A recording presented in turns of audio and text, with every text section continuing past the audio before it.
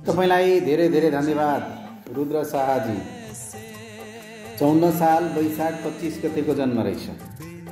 दिउँसो 3 बजेर 45 मिनट जाँदाको जन्म। जन्मिति अनुसारले कस्तो छ त ग्रह दशा अहिलेको अवस्थामा 29 वर्षमा चल्दै हुनुहुन्छ। एउटा ग्रह दशा राहु चलेको छ 40 वर्षसम्म, नोट गर्नुहोला।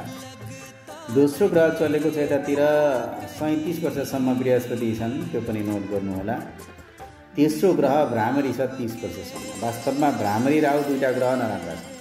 पेटमा समस्या ल्याउँछ, साथीभाइमा दाम्पत्य सुखमा समस्या ल्याउँछ, एकदमै राम्रो भने जस्तो हुन दिँदैन, पारिवारिक स्थिति बिगार्न खोज्छ, नराम्रो गराउन खोज्छ, उन्नतिमा बाधा हुन्छ, खराबी हुन्छ, भाग्यमा असर गराउने ग्रहको योग परेको छ। भ्रामरी र राहु दुईटा ग्रहको पूजा गर्नुपर्छ।